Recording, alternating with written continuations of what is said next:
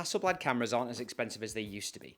The X2D2 is retailing cheaper than the X2D, and the X2D was itself cheaper than many previous Hasselblads, but Hasselblad lenses are as spenny as they've ever been. This 55mm is £3,600, this 90V is £4,000, and the 28p, the budget one, that's £1,700. The 20 to 35mm zoom lens that Hasselblad do is an eye-watering £5,700, and it doesn't even have a constant aperture through the range.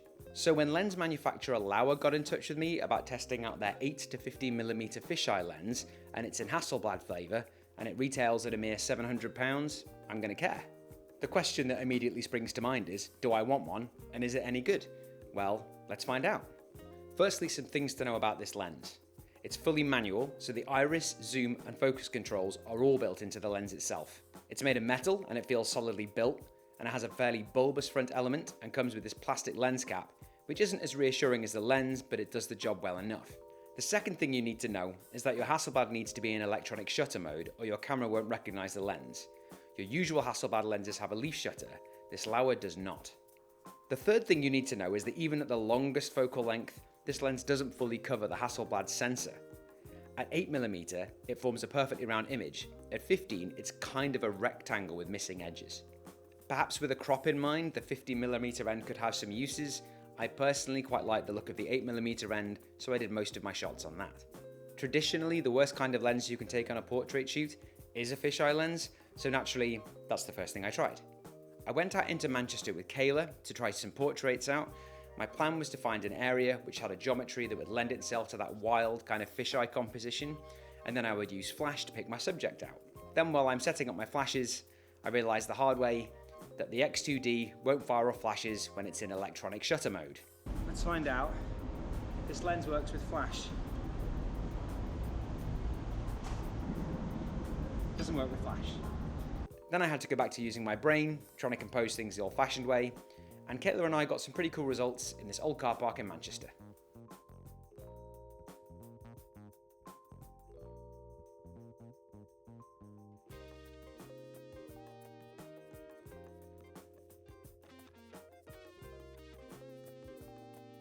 So the next place I took this lens was Project Skate, to revisit that old 90s fisheye skateboard aesthetic and see who was about to help me.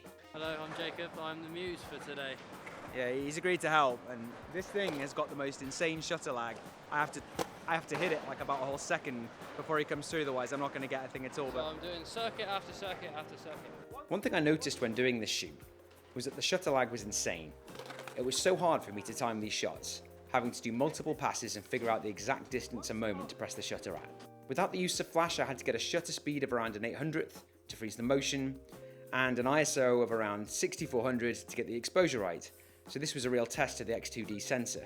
With the electronic shutter, you also get those bizarre rolling shutter effects visible on the wheels here.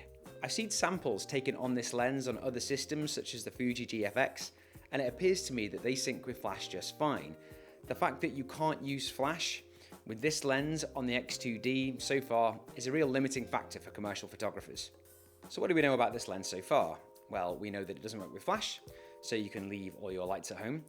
We know that it's fully manual, so it's not quick to operate. It has an incredible shutter lag, so don't rely on timing to get what you want. And it creates compositions that are so wild, my brain needed new software to know what to do with it. But on the other hand, this lens does have some pretty fun characteristics. Firstly, the minimum focusing distance looks to be a quite insane 4 centimeters. It says 0.16 meters on the lens itself, but who knows how accurate those numbers usually are. But whatever the truth is, you can put things so close to the front element that you can make some pretty cool compositional choices. The picture out of this lens is actually pretty nice. Is it Hasselblad level? Probably not, but it controls contrast pretty nicely. If you turn on focus peaking, you can nail the focus pretty well, and you can have some real fun with it.